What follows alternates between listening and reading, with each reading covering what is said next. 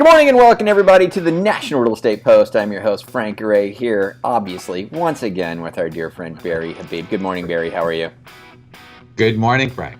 So I want to start off by just reminding everybody that, did you know, I know you're a big fan of Movement Mortgage, as are we, obviously, but one of the things I think is really cool about them is that their Love Works program. Are you familiar with their Love Works program? So nice. It's amazing. Dude, it's so cool. And just so you guys know, it's just, they really take care of their own people at Movement in a really big way. And their Love Works program really helps those that work for them who are in need.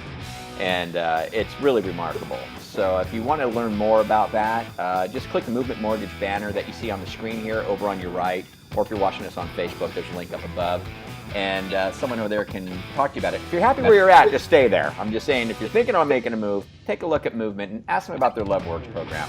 Pretty remarkable stuff. Agreed, Barry? Yes, sir. Hey, let's chat. So everybody's getting nervous, of course, whenever there's the talk of rate hikes from the feds. It always makes loan originators nervous, even the realtor partners, heck, even consumers, And the scuttlebutt is, of course, that December's looking pretty much like they're going to make another move upward. What's your thoughts on that and what we might see if that happens? So you're 100% right. Yeah, the Fed, at least right now, they're saying they're going to hike at the December meeting. So like these December meetings to hike, they did one 2 years ago, they did one last year. They like to get it in at the end of the year, gives them kind of a sense of accomplishment. They can reflect on the year and say this is the work that we've done. So they like the December hikes. I anticipate them doing so, unless we get some crazy news. And last week's job numbers, which, as you know, on the headline, it was down 33,000 jobs, and that was attributed mostly to the storms. But here's the thing, Frank, the unemployment rate dropped all the way to 4.2%. And how does that happen if we lost jobs? Well, that's because the unemployment rate, there's two surveys that are done. There's the establishment or business survey. That's the headline. You got minus 33,000 jobs. And then there's the household survey. We've talked about this. Yeah. It's about 60,000 households. They actually call, they make phone calls.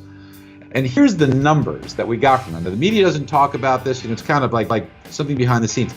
The survey showed that we created 960,000 jobs. Look, this is your tax dollars at work. Government surveys based by the same government. One shows in 1 month we created 960,000 jobs. The other one says we lost 33,000 jobs. Wow. So it's only 1 million net loss. Sure.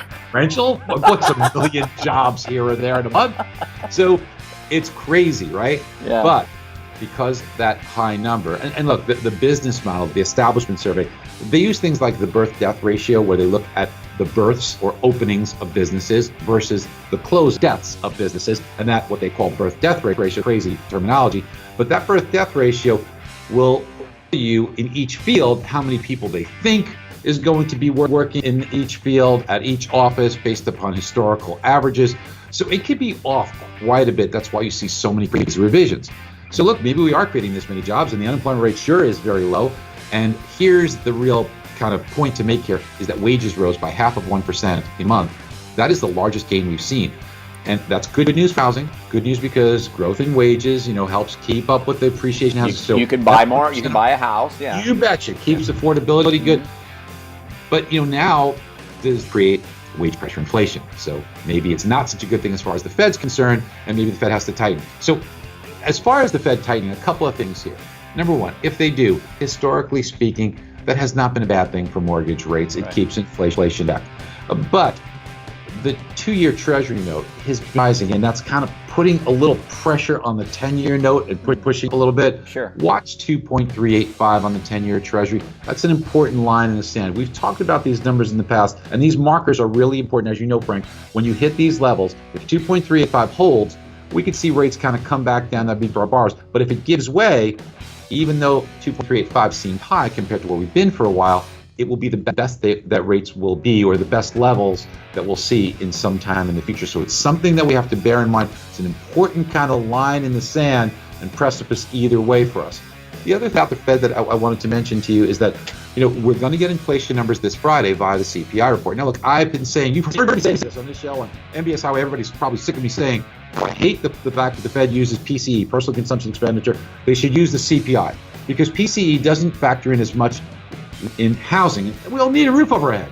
Right. And the other thing it doesn't do is it take into consideration out-of-pocket medical expenses. Well, wouldn't you know it, One of the Fed members, Mr. Powell, Jerome Powell, finally says that, hey, maybe CPI is better. First Fed member ever. So finally somebody on the Fed agrees with me. Wow.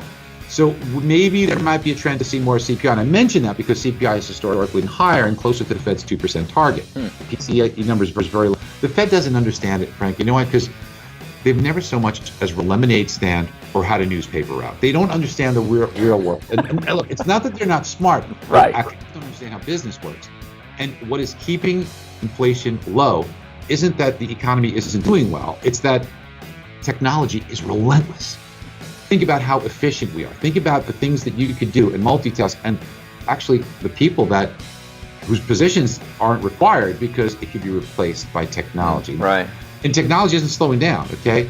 And by the way, that's a reminder every single day to every single one of us. We've got to get better and create value for our customers. So, we don't want to fall behind the curve. We got to understand one thing, Frank. We are not in the mortgage business, okay? Nobody says, oh, I want a mortgage. You know what they want? They want money. Because in the money business, you have to understand how money works. And you have to be able to articulate the opportunities that exist.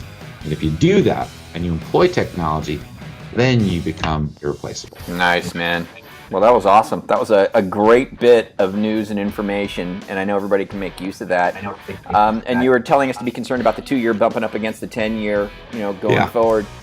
This is something that in your product, right, MBS Highway, they can gauge these things in there pretty easily and clearly. Plus, they have you daily, just letting them know what's going on, right? So yeah, Frank, we do a little talk every morning and talk about what to say, what's going on, and we also can give you all this stuff. And man, we have added so much stuff just in the last time you've spoken. There's so many things that we have added where now every single county in the country will give you amazing buy versus rent comparisons, real estate report card. I mean, these are tools that you have to have. You have to stay ahead of your competition. You need to be an expert in your market. You need to know everything that's going on in every county that you're in, because your customers demand it today. And if you don't have it, and competition does, you're going to lose a lot of transactions that way. Yeah. So it's a really competitive environment. Hey, look, the good news is this. Housing market remains very strong. Obviously, employment is improving. Wages are improving. This is all a really good recipe going forward. So inflation will probably remain low. Interest rates go up a little bit, but not crazy. So this is a very, very good recipe for long-term success. Now, if you're in a refinance game, adjust your thinking a little bit, because while refinances are always going to be around, sure, they'll probably take a bit of a hit as rates rise. All right, man. Well, I appreciate it, Barry. The news and the information is always appreciated and very insightful. So you guys, look, if you want to give MBS Highway a try, you should. And they'll let you, lift the hood and look inside for a couple of weeks for free. There's a link down below where you can do that. If you're on Facebook, there's a link up above. But we'll let you go, Barry. We'll let everybody get back to the day, and we appreciate you being on the show and giving us all the information as usual. And I hope you guys can take that info and run with it and have a great day because of it and a great week. By the way, I just want to compliment you guys. Great work that you constantly do, and I like the fact that you did some things to help some victims out in that horrible thing in Las Vegas. Yeah. So I just want to compliment you guys on a great job. You always do, and just really great stuff. Thanks, Barry. All right, with that, you guys do us a favor. Forward the show, subscribe for free in your upper right-hand corner on the website, where there's a link up above on Facebook, and we'll catch you guys later. We'll have Barry back again soon. We'll see you guys. Bye. Thanks.